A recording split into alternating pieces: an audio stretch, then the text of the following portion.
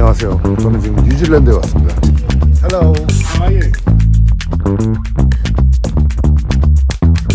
이 날씨, 이 하늘에서 운전하는 기분 상상할 수 있겠지.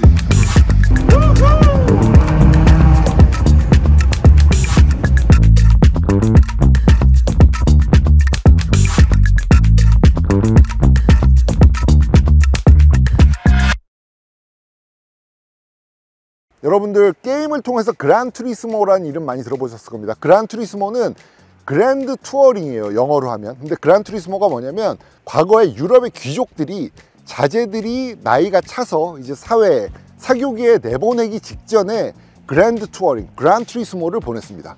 그래서 유럽 전역을 돌아요. 그냥 여행만 하는 게 아니라 유럽 각지에 있는 가문들을 방문하면서 사교계에 새롭게 등장했음을 알리는 게 바로 그랜드 투어링이었습니다. 그런데 그냥 여행을 떠나는 게 아니고 지금으로 치자면 유학이기도 하고요, 여행이기도 한데 그때 새를, 가족의 새를 과시하는 걸 즐겼다 그래요. 그래서 마차에 말을 몇 마리 달았느냐, 어떤 품종의 말을 달았느냐, 시종은 몇 명이나 따라갔느냐, 이런 것들을 서로 경쟁했다 그래요, 귀족 가문끼리. 그게 바로 그랜드 투어링입니다. 그래서 거기에 쓰였던 마차로 귀족들이 가세를 자랑했듯이 그랜드 투어링 카는 빠른 속도로 편안하게 장거리 이동하는 게 목적이에요. 짧은 거리를 빠르게 달리는 것, 트랙을 빨리 달리는 슈퍼 스포츠카는 약간 다른 개념입니다. GT카라고 부르죠. GT카는 그래서 많은 짐을 싣는 것도 중요하고요, 편안하고 빠르게 즐겁게 달리는 게 중요합니다. 페라리는 원래 슈퍼 스포츠카도 만들었지만 GT카도 열심히 만들어 왔어요. 그 중에서도 가장 GT다운, 가장 많은 사람이 편안하게 탈 수 있는 차가 바로 이 페라리 프로상계라고 볼 수 있습니다. 자, 저와 함께 뉴질랜드 이 넓은 땅에서 같이 그란투리스모 한번 떠나보시죠.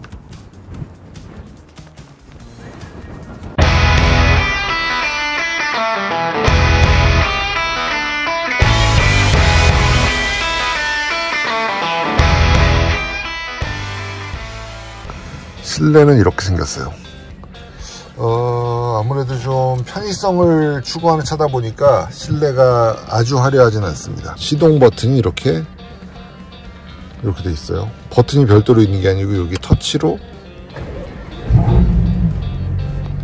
시동을 걸도록 되어 있고, 지금 카플레이로, 애플 카플레이로 틀었는데 이렇게 가운데 뜨도록 되어 있습니다. 이쪽에는 아무것도 없고 조수석에도 화면이 있긴 있어요. 근데 각도에 따라서 잘 안 보이게, 이쪽에선 잘 안 보이죠. 근데 이쪽으로 옮기면 보입니다. 옆에서 잘 안 보이도록, 왜냐면 운전에 방해될 수 있으니까. 그리고 여기 이렇게 통합, 요걸로 좌우의 시트라든지 뭐 온도라든지 이런 거를 통합으로 사용할 수 있게 되어 있고, 모든 페라리가 그렇듯이 깜빡이는 이렇게 별도로 돼 있어요. 그리고 여기에 이제 튀어나온 다른 레버는 없습니다. 와이퍼도 여기서 조작하게 되어 있고, 그리고 이건 마네티노라고 해서 뭐 영어로 하면 로타리쯤 되겠죠. 이걸 돌리면 이렇게 웨트, 컴포트, 스포츠 이런 식으로 이렇게 움직이게 되어 있습니다. 지금은 컴포트로 운전해 볼 거예요, 시작이니까. 지금 운전석은 이제 우리나라 똑같이 왼쪽에 있습니다. 이 차는 이탈리아에서 온 차라서 왼쪽에 운전석이 있는데, 지금 이 뉴질랜드는 반대 방향 주행이에요. 그래서 좀 헷갈릴 수 있으니까 처음에는 좀 천천히 운전을 해야 될 것 같아요. 뭐 우리가 평소에 집에서 주차장에서 나올 때랑 같은 속도죠. 근데 그럴 때는 뭐라 그래야 되나, 12기통인지 모르겠는데 그냥 승용차 소리, 뭐 특별한 소리 없이 지금 발을 좀 밟고 있는데도 특별한 소리는 없습니다. 과하게 시끄러우면 이게 에브리데이 카가 안 되죠. 지금 이 프로상계는 에브리데이 카를 추구하는 차기 때문에.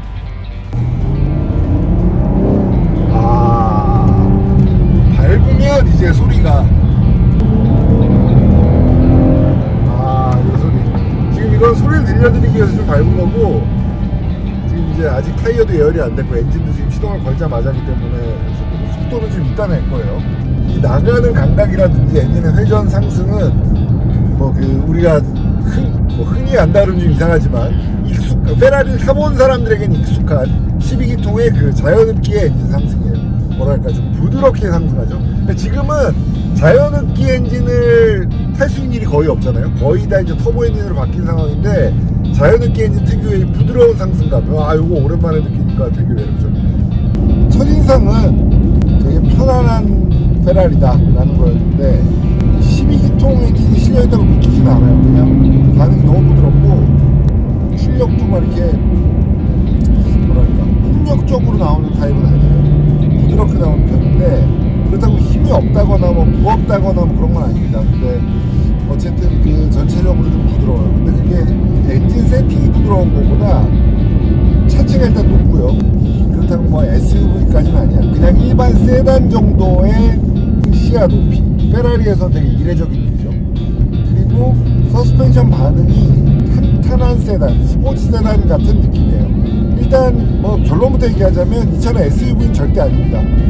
지금 70km로 달리고 있고요. 7단에 들어가 있습니다. 7단에 들어가 있는데 뭐 별다른 소음이 없습니다. 그냥 그 로드 노이즈 정도. 근데 이 차는 응답이 약간 둔감한가 하는 생각을 하게 하기도 해요. 지금 컴포트 모드에서는 엑셀 반응이 그렇게 막 날카롭지 않습니다. 지금 발목에 살짝 힘을 주거나 발가락에 살짝 힘을 준다고 엔진 소리가 왕 하고 올라가거나 차가 퍽 튀어나가거나 그러지 않아요. 그냥 일반 승용차랑 비슷한가 싶은데 정교해. 유격이 별로 없어. 유격이 별로 없는데 그렇다고 막 피곤한 건 아니고 이게 설명이 되게 어려워요. 근데 그 비밀이 어디에 있냐면 뒷바퀴 조향은 많이 있잖아요. 요즘 뭐 웬만한 차, 고급차에 다 있죠. 그러니까 뒷바퀴에 조향각을 줘서 스티어링을 돌릴 때 앞바퀴만 움직이는 게 아니고 뒷바퀴도 슬쩍 움직여서 저속에서는 주차하기 편하게, 그리고 고속에서는 안정된 움직임을 추구할 수 있게 뒷바퀴가 움직여요. 얘는 리어 휠 스티어링이 아니고, 그러니까 뒷바퀴 조향이 아니고 4휠 스티어링입니다. 그러니까 네 바퀴 조향이에요. 평범한 스티어링 움직임이 아닙니다. 그러니까 너무 예민한데 너무 안정됐고 그 상황에 맞게 너무 잘, 그러니까 좀 묘해요. 운전하고 있으면 이게 뭐지 싶은, 그러니까 지금까지 존재했던 스티어링 방식도 아닐 뿐더러 지금까지 존재했던 승차감도 아닙니다. 그러니까 이게 페라리 같기도 하고 아닌 것 같기도 하고 좀 묘해요. 만약에 스포츠 주행을 하고 싶다면 이제 스포츠로 바꿔야 될 필요가 있어 보여요. 스포츠로 옮겼습니다. 이제 엑셀 반응이 어떨까?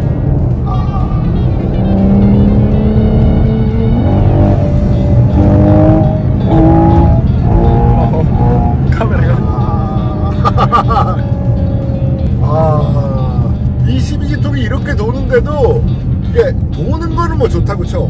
근데 이런 대배기량 엔진, 대배기량 다기통 엔진을 밟았다가 뛸 때, 그러니까 출력이 높은 차에 엑셀러레이터를 끝까지 밟았다가 뛸 때 웅 하는 이런 진동이 있어요. 그 진동이 느껴지게 마련이고 그때 차체의 자세가 틀어지게 마련인데 얘는 그게 없네. 이렇게 밟았다가 뗄 때도 속도는 줄어들지만 차체의 자세 변화가 없어요. 왜냐? 페라리거든. 얘는 페라리거든. 페라리라고 하면 스포츠카 브랜드죠. SUV는 스포츠 유틸리티 비클, 험로를 달리는 요소가 분명히 들어가 있는 걸 SUV라고 불러요. 물론 요즘은 크로스오버라고 해서 도심형 SUV 뭐 이런 이름으로도 많이 붙입니다만 이 차는 프로포션으로 볼 때도 SUV가 아니에요. 제가 지금 옆에 서 있으면 명확하죠. 이 차가 제가 옆에 서 있을 때 SUV처럼 보이시나요? SUV와는 거의 상관이 없는 차입니다. 다만 차체가 좀 높고 시야도 좀 높아요. 지금까지처럼 낮은 페라리와는 좀 다릅니다. 높다고 해서 SUV라고 할 수 있느냐? 꼭 그렇지만은 않습니다. 휠 트래블의 경우도 기존의 페라리보다 좀 많죠. 그러니까 바퀴가 움직일 수 있는 여지가 좀 많이 있는데 그건 다른 이유 때문에 휠 트래블을 확보한 것이지 험로를 주파하기 위해서, 뭐 돌길, 자갈길을 달리기 위해서 트래블을 넓힌 건 아닙니다. 우선 페라리가 이 차를 어떻게 만들었나를 좀 볼 필요가 있어요. V형 12기통 엔진이 들어있습니다. 페라리라고 하면 생각하는 V형 12기통 엔진, 페라리의 진수와도 같은 엔진이죠. 그 엔진을 굳이 집어넣었어요. V8이어도 충분하고 V6 하이브리드일 수도 있었는데 페라리는 V12, 페라리의 정통 엔진을 집어넣었고요. 심지어 터보도 아니고 자연흡기입니다. 왜 그랬을까요? 풍요로운 주행 감각을 느낄 수 있도록 하기 위해서예요. 그리고 이름도 프로상게죠. 프로상게는 이탈리아어로 종말을 뜻합니다. 말도 여러 종류가 있어요. 뭐 일을 하는 말도 있고 조랑말처럼 작고 한 사람이 겨우 탈까 말까 한 말도 있고 다양한 종류의 말이 있는데 프로상게는 영어로는 서러브레드라고 해서 경주용 종말을 말합니다. 그러니까 이 차는 순수 혈통의 페라리다 라는 이야기를 하고 싶은 거예요. SUV? 아니야. 우리는 그런 거 아니야. 다만 매일매일 탈 수 있고 좀 더 편안하게 탈 수 있고 문이 4개 있어서 4명이 편하게 액세스할 수 있는 차를 만들 거야 라는 의미로 프로상기라는 이름을 붙였고, 타보면 그 차이도 명확합니다. 일단 이 차에서 독특한 점 몇 가지가 있어요. 서스펜션이 트래블이 더 많고요, 에어 서스펜션으로 높낮이 조절이 되면서 더 많이 움직입니다. 그 이유는 승차감 때문이에요. 이상적인 승차감이라고 하면 차는 그대로 멈춰 있고 바퀴만 움직이는 거겠죠.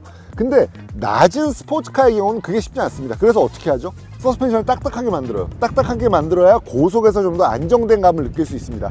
하지만 딱딱하면 저속에서는 힘들죠. 그리고 4명이 탔을 때는 운전자는 즐거울지 몰라도 조수석에 탄 사람 혹은 뒷자리에 탄 사람들은 불편하게 마련입니다.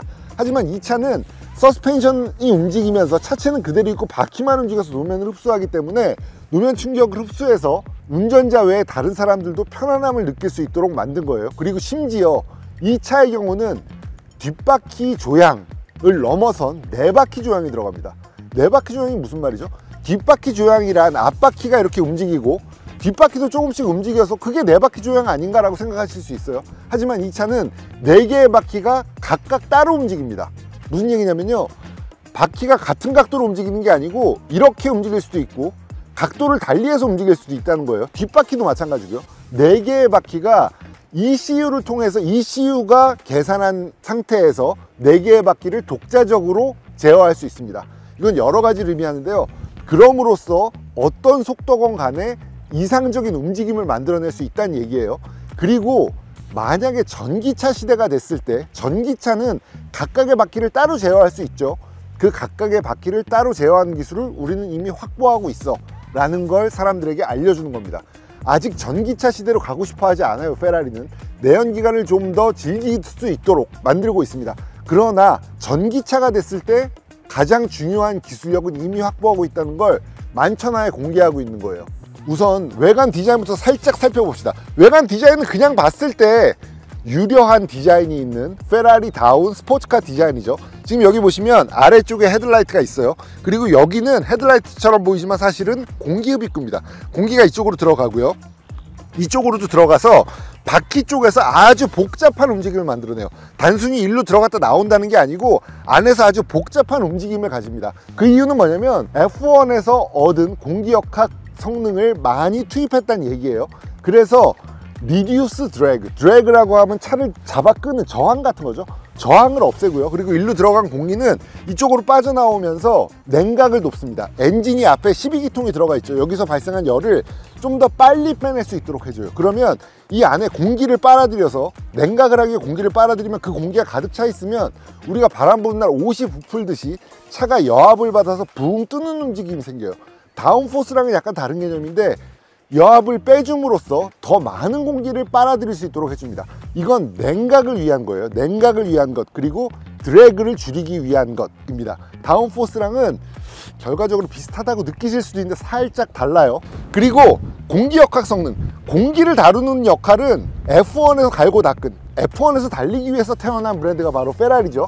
그래서 페라리는 사실 일반 차량을 만들고 싶어 하지 않았습니다. 좀 고고한 브랜드예요. F1에 투입하는 게 목표고 거기에 사용될 돈을 위해서 차를 만든다. 그런데 돈을 벌기 위해서 만드는 거랑도 약간 다릅니다.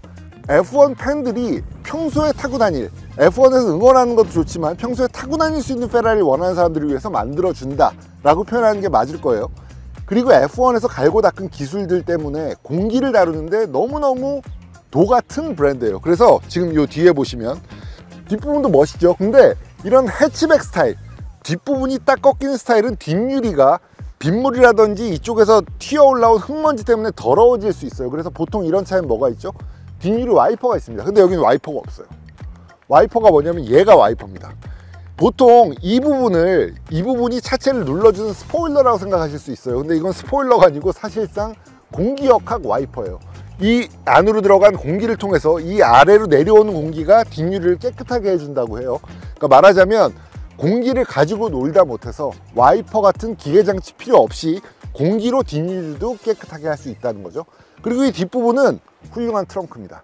짐을 싣고 4사람이서 빠르고 쾌적하게 이동할 수 있는 거예요. 이미 리모아 가방 하나가 들어가 있어요. 스포츠라고 하는 약간 두꺼운 가방이 들어가 있는데 제 가방까지 들어가나 한번 봅시다. 닫아볼게요.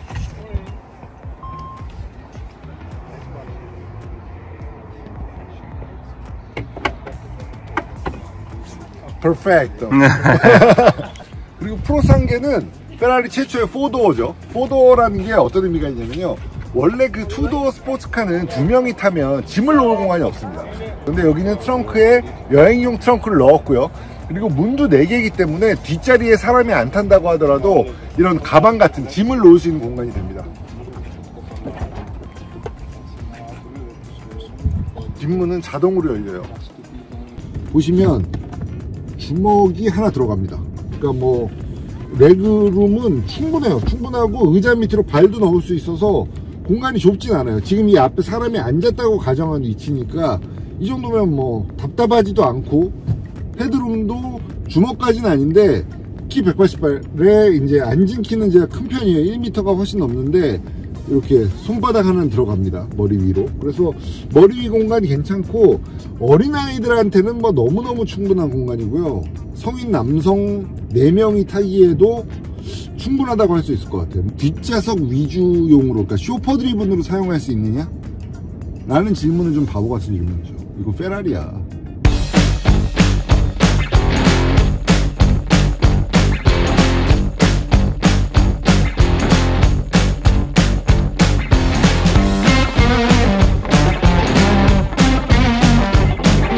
이 차는 만인을 위한 차는 아닙니다. 페라리라는 브랜드가 만인을 위한 차는 아니에요. 그러나 만인이 사랑하는 브랜드죠.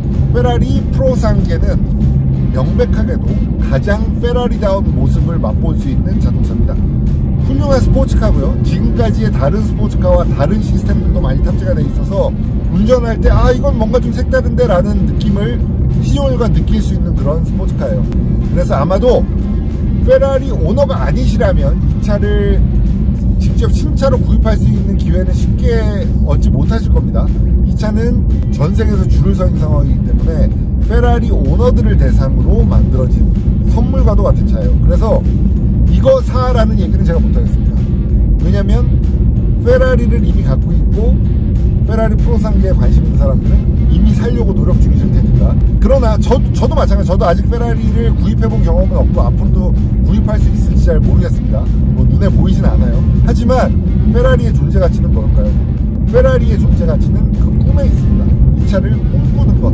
그건 뭐 누구나 할 수 있는 거잖아요. 그래서 저는 페라리 프로상계를 바로 지금 살 계획은 아직 없습니다만, 가능성도 상당히 낮습니다만 꿈꿀 계획입니다. 이 차를 언젠가 내 차로 내가 원하는 색깔로 골라서 타고 다니는 그날을. 그래서